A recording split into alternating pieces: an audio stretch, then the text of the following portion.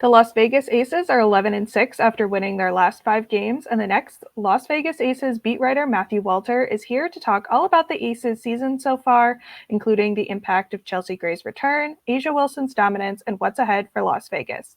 Locked On Women's Basketball starts now.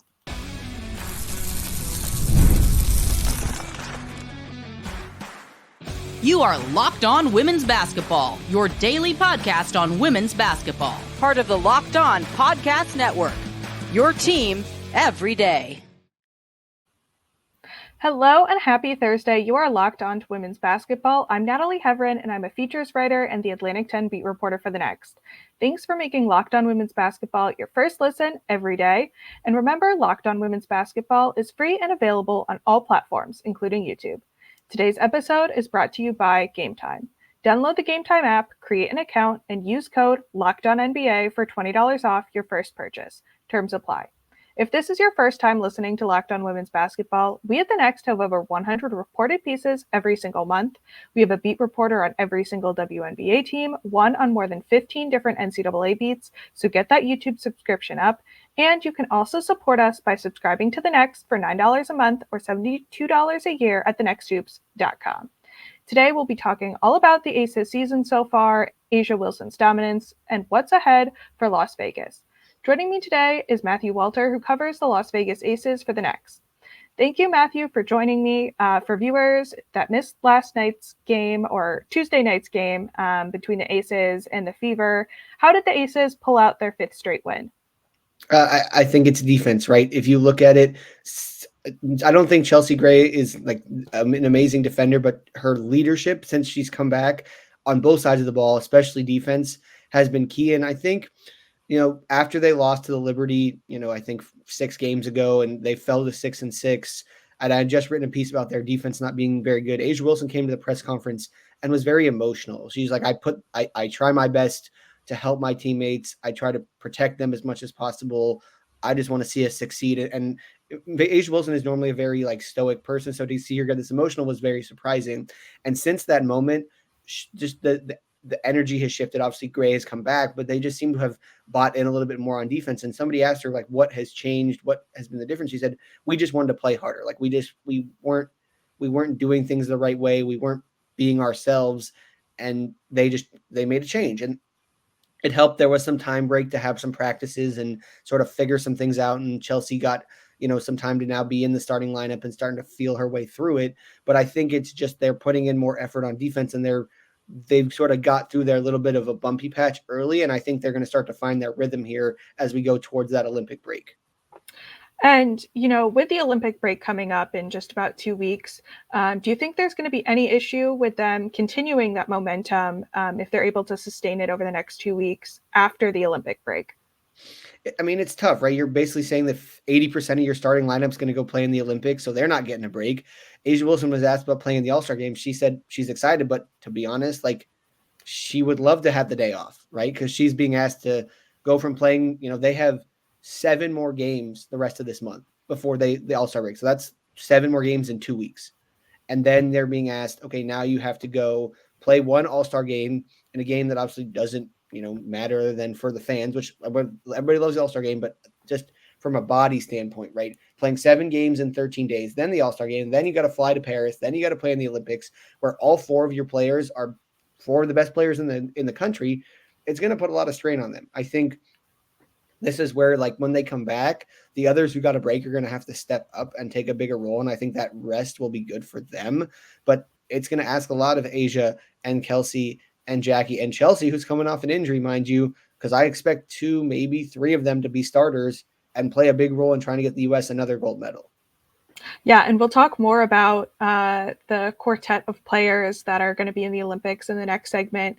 But, going back to Tuesday night's game, how crucial has Kelsey Plum's 3-point shooting been on nights last night where maybe others weren't able to get going from behind the arc, but she went, I believe, 6 of 11.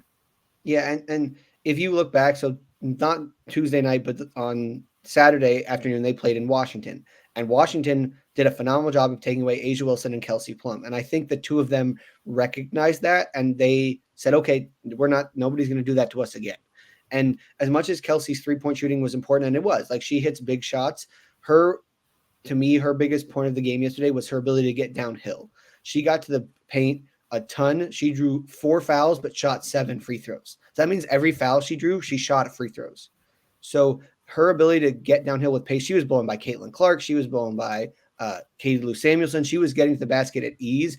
And when she does that, teams can't guard her right up close because her speed is so good. They got to take a step off. Oh, and she's in a phenomenal 3-point shooter too. And she just gets in that rhythm. And when she starts to feel herself, you have to watch out because she can go boom, boom, boom, boom, layup, 3-pointer, layup, mid-range shot, floater. And then you look at it and she's got 34 points.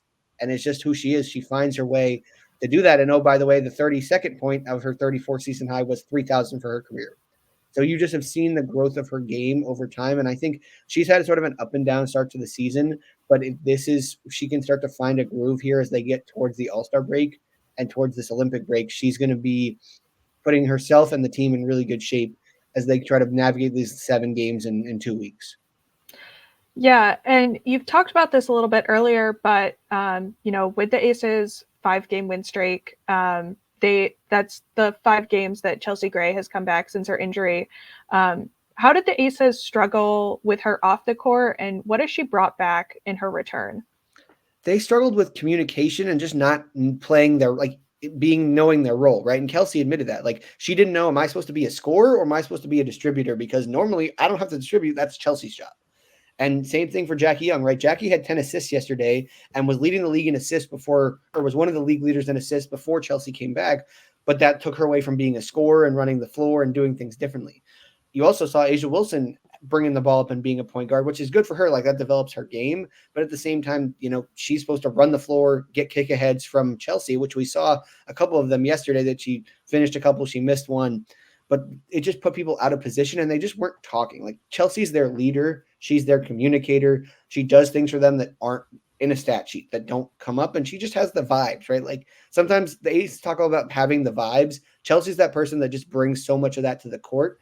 And talking to Chelsea, like, that was the hardest part for her, was not being there and being like, oh man, we lost this game by 5 points and I could have done X, Y, Z and maybe we win the game.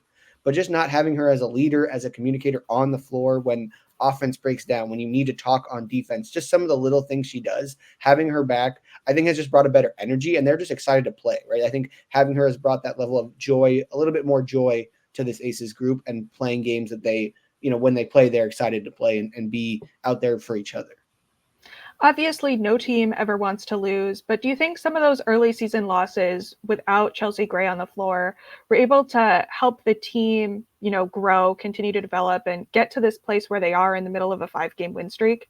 100%. I think A'ja talked about it after the game yesterday. Like, the losing at the beginning of the year, while it sucked, it taught them things, right? It taught them what they needed to do to win games, right? And it helped them sort of focus. Because they've won 2 championships. A lot of people say when you win championships back to year, sometimes you get to the regular season, you just coast. And you just say, okay, whatever, we'll get to the playoffs and we'll be good. But if you coast too much, sometimes you don't even get yourself in a spot to be in a place to get back to the finals. So I think they may have just needed that sort of wake-up call a little bit to be like, okay, A, we need to be better, but B, the league's better, right? Overall, the league is a more balanced, harder. Every team is really good. It's hard to beat any team on a given night. And so I think they just sort of were like, okay, we got to get back to being the Aces. We got to get back to doing what we do. Obviously, bringing Chelsea back doesn't hurt. It's super helpful. But I think they had some realizations internally and they figured some things out and now they've grown from it. And, it doesn't also hurt that Kate Martin as a 2nd-round pick has developed well. You added Tiffany Hayes, who's probably one of the best people coming off the bench. It allowed Alicia Clark to move back to the bench, which is something that I think is a little bit better for her with her age and her, long tenured career in the WNBA. And now people are starting to find roles, right? They're starting to find consistency in what they do. And that will lead to a more every night, okay, here's what to expect from you, instead of sort of having to have it be in the air without Chelsea and having to sort of figure things out on the fly a little bit. Awesome. Well, all of that is really great to hear and super interesting as well. But coming up next, Matthew and I will dive further into A'ja Wilson's dominance this season and the quartet of aces set to represent Team USA at the Olympics.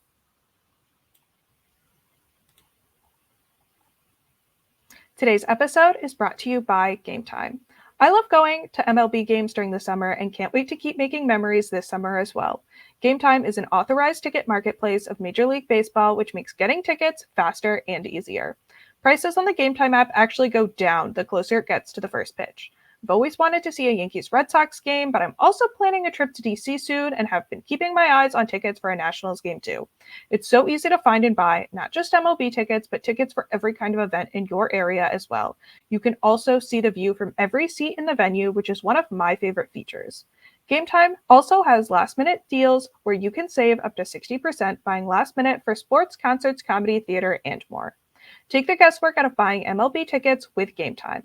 Download the Game Time app, create an account, and use code LOCKEDONNBA for $20 off your first purchase. Terms apply. Again, create an account and redeem code LOCKEDONNBA for $20 off. Download Game Time today. Last minute tickets, lowest price, guaranteed. Are you watching Fox Sports or ESPN on your TV all day? Have to turn down the volume with all that shouting? Make the switch to Locked On Sports Today, a free 24/7 sports streaming channel programmed for you every day to bring you the biggest stories without all the screaming. Locked On Sports Today brings you can't-miss analysis, opinions, and news, streaming 24/7 on YouTube or the free Amazon Fire TV channels app, part of the Locked On Podcast Network. Your team every day. So, Matthew, we talked about A'ja Wilson a little bit in the first segment, but we just have to keep talking about her. She was playing at an MVP level last year and is, dare I say, playing better this year. Am I imagining that, or is she actually continuing to raise her game to a level I'm not sure any of us even knew existed? So I think it's twofold. Number one, and Becky Hammon admitted this, right? Last year, the Aces were so good, she didn't play a lot of fourth quarters, right? They were up 30 points on teams and then running away, and then they wouldn't play her. Well, this year, they're not. They're in competitive games every night. A, because the league got better, and B, because they struggled to start the year. So what does that mean? She's playing more minutes. And I wouldn't be surprised. I'd have to go and look at it exactly, but she's probably playing the highest amount of minutes in her entire career on average this year. And she's doing that, mind you, while shooting 52% from the field for the season, while also scoring a league, record 27 points a game, which is unheard of. To shoot 52% and score 27 points a game is almost impossible. But Kelsey said after the game yesterday, like, that's just who she is. Like, we're having to understand that when she scores 28, that's normal. It's like, it sounds wild, but it's just her. Like, she's averaging 28 a game. If she puts up 28, like, that's not a good game. That's a normal game for A'ja Wilson. And I think you're seeing the development of her bringing the ball up, and that's allowed her to do some things. Like yesterday, Kia Stokes had a block, and the ball went to A'ja, and A'ja just went coast to coast and got an and one layup. And that's something that you would never have seen of A'ja 2-3 years ago, but she's developing that part of her game. And I think she's understanding, especially early without Chelsea, like, she had to be the leader. She had to be the person doing the work. And if you're looking at it, she has career highs in field goals attempted. She's taking 19 a game, making 10 of them. She's playing 34 minutes a game, which is 2 minutes more than her career high before that. She's, hitting 38% of her threes. She's getting to the free throw line at a career high rate. Like, she's doing everything at career highs, and she's won an MVP twice. So by that logic, career highs for A'ja in career high minutes, it just leads to, again, and Kelsey said it yesterday, like, not that she should just be MVP, but she should be a unanimous MVP. And I mean, if I had a vote, which I may have a vote at the end of the year, I don't have to figure that out. But if I do, she's the MVP right now, and she probably will not have that change between now and the end of the season. Yeah, and I was watching the game last night. I think she had 3 blocks in the first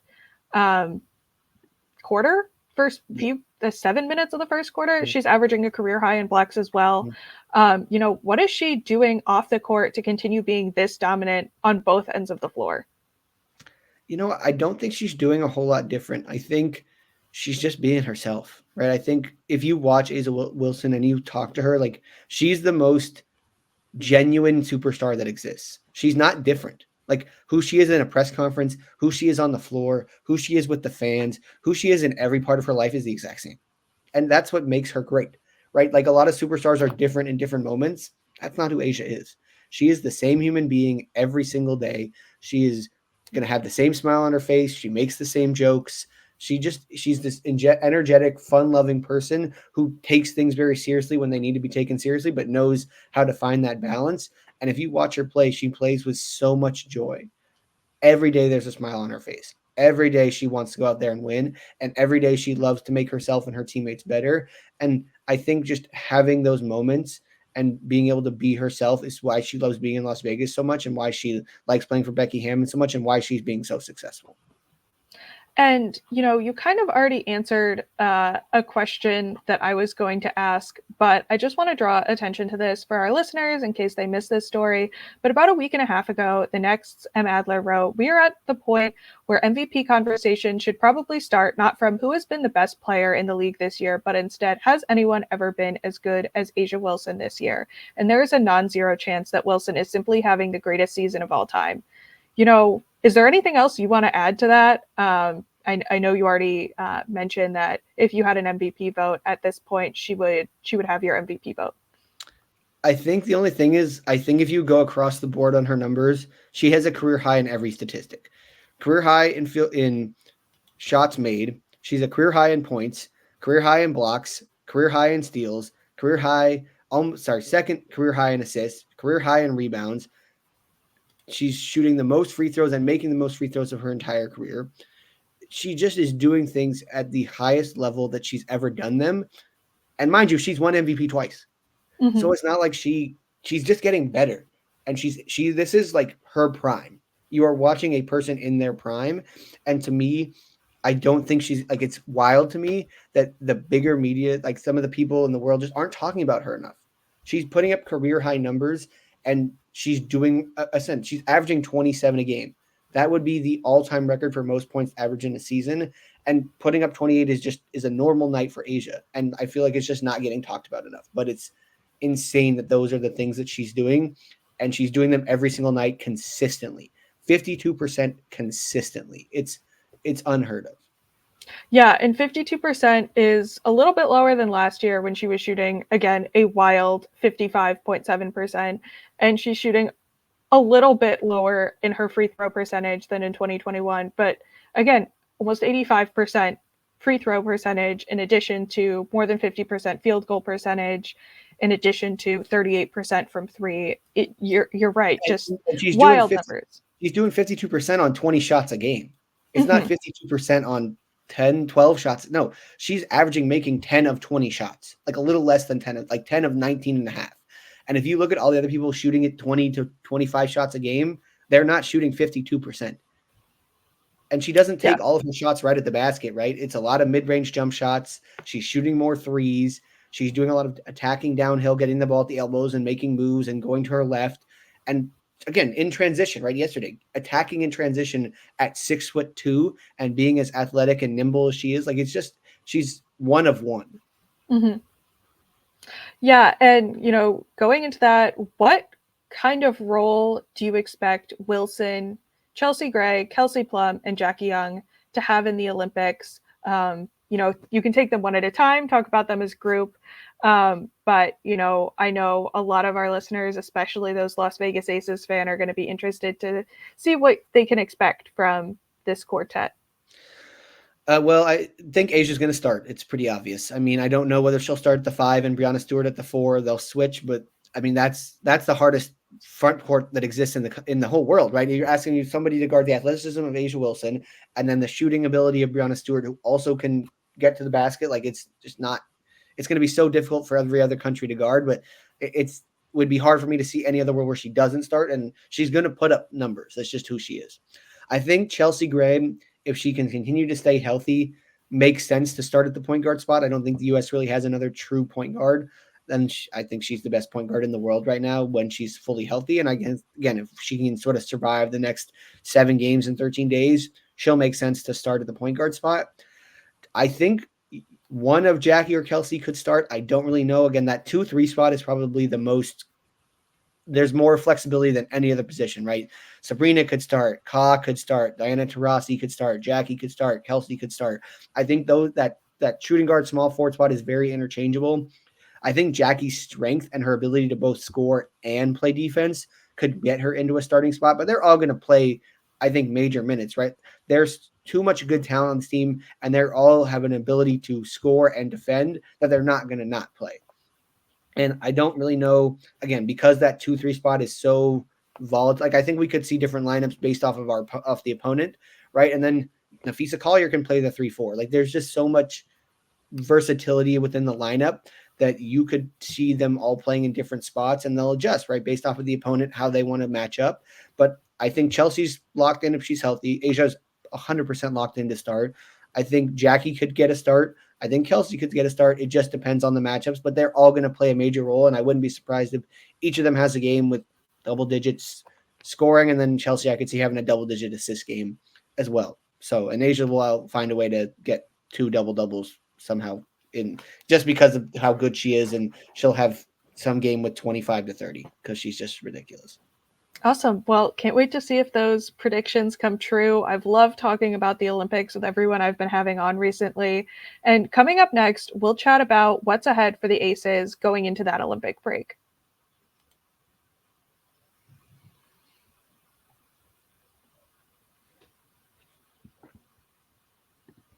So, looking ahead, are there any players you think are poised for a breakout, either going into the Olympic break or maybe coming out of the Olympic break, where, as you mentioned, 80% of the starters are coming off of not a month of rest, but a month of up to a month of games and competition? Yeah, I would say, like, coming out of the break, I think you're going to see more from Tiffany Hayes and Alicia Clark. Clark, before Chelsea came back, was playing the most minutes of her career. And with the injuries she's had and the long career she's had, I think it would made sense for her to take a step back and go back to her 6-player role. And that's why I think Hayes moved into the starting lineup right around that time. I think Clark was just starting to get a little beat up. So time off for her, really good. I think for Hayes, it's going to get her more in shape, right? She retired. So to come back out of retirement and have to play and find her shot and all that probably took some time. So some time to play some more basketball, do some more practicing, get some more rhythm and flow in will be good for her to get back. And I think those two are going to need to step up because of the fact that you're going to have 4 starters coming back and having to come off of a grueling stretch. And then your first game back, you have to play the Liberty on a Saturday. And it's a back-to-back because you go to play the Sparks the following day. So you're asking a lot of the 4 players who are going to go overseas and play for the national team to come back and then ask them to play a back-to-back. You're going to need the others to step up. And I think that's where you could see Clark and Tiffany Hayes and Kia Stokes as well stepping into and doing more and maybe getting a little bit more minutes and run those first couple of games back. Because also, like I've talked about, the Aces play tomorrow the 4th. They play the 5th, so back-to-back Thursday, Friday. Then they play again on Sunday. Then they have a game the following Wednesday, the following Friday, the following Sunday, and the following Tuesday. So it's 7 more games between now and when the Olympic break starts. That's a lot of games in a 13-day window. It's a lot. It's 7 games in 12 days. And starting yesterday was 8 games in 2 weeks. So they're going to have to play a lot. Now, luckily, the teams they play outside, they play Seattle once. Everybody else is sort of below them towards the bottom of the standings. They play Washington twice. They play the Sparks. They play Dallas, and they play Chicago. So it's teams that are not, they're not playing New York twice or Connecticut or Minnesota, but they're going to play some teams that they can rack some wins up. And if they can find a way to win 5 to 7 of these games that they have coming up in this short window, it's going to put them in a really good spot to feel confident going into the Olympic break, go overseas, see if they can win the gold medal, come back, and then hit the ground running in the second half to try to, right now they're in 4th, but I think we all admit they could be the number 1 seed by the time we get to the playoffs. Yeah, and I think a lot can happen, especially with that Olympic break kind of disrupting the flow of the season and seeing how teams come out of that. Has there been any player or a couple of players that have surprised you this season?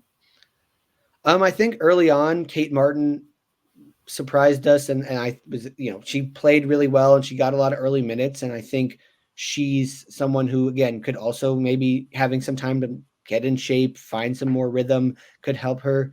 I think Tiffany Hayes coming back from being retired and being able to score right away off the bench and figure out the Aces system has been surprising. And the main 4 players, what Jackie, Kelsey, Chelsea, and Asia do, it never surprises me because they always do. Just like Jackie stepped in and was a point guard and had double-digit assist games so far, I think 3 times this year. Asia's doing otherworldly Asia things. Kelsey finds a way to have a season-high 34 and puts up big numbers in like quick succession. And Chelsea comes back off a foot injury and has 7 assists in her first game. It's just that's who they are. And I think that sometimes fans of the WNBA and the Aces take for granted how good those 4 are. And it leads to like them, they're incredible. Like they deserve every accolade. They deserve every bit of success that they have. And I think now that they're all back together and finding a rhythm, they're a team that's very dangerous. And obviously they won back-to-back championships with those main 4 players because, you forget Candace Parker didn't play last year in the playoffs. Dearica Hamby missed a lot of the playoffs 2 years ago. Now they've got them all there. They're all trying to get healthy. And this is, a team that has a real chance to go for that 3rd one now as they start to find their rhythm here, winning 5 in a row going into these next 7 games are going to be really key before we get to the Olympic break.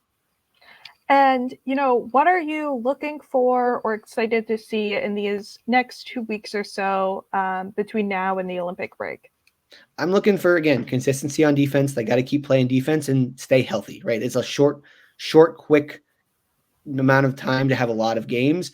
Can you continue to play high-level defense? Because they're not going to not score, right? You have 4 of the best scorers in the world on this team. They're going to find ways to put the ball in the basket.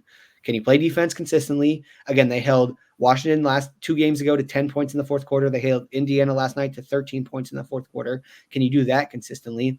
Number 1. And then number 2, just keep healthy. Don't, hopefully no injuries, and you can keep yourselves in the right mindset going into the Olympic break. And then they can continue. They don't need to win 12 in a row. Not that I'm saying they can't do that, because they definitely can. But if they can win 5 to 7 of these next 7 games before the break, go in a solid, 5 games above 500. So go in 10 games above 500 or something like that. They're going to feel a lot better than they were when they were sitting at 6-6. Yeah. Well, thank you so much, Matthew, for joining me today. Where can the listeners find you online? So I'm on Twitter at Matthew Walter, or X, whatever it's called, Matthew Walter 96 with 2 W's back to back. All of my work is at The Next. Trying to keep a heads up on what's going on with the Aces. They always have a lot of moving pieces and parts, but anything I report always goes on thenexthoops.com. Awesome. Well, thank you so much. And thanks again to our listeners for making Locked On Women's Basketball your first listen every day. Locked On has launched the first ever national sports 24/7 streaming channel on YouTube, and now it's also available on Amazon Fire TV and the free Fire TV channels app. Locked On Sports Today is here for you 24/7, covering the top sports stories of the day with the local experts of Locked On, plus our national shows covering every league. Find Locked On Sports Today, now available on the free Fire TV channels app. Make sure to tune in tomorrow to hear from Jackie Powell, as well as our WNBA draft crew on Saturday.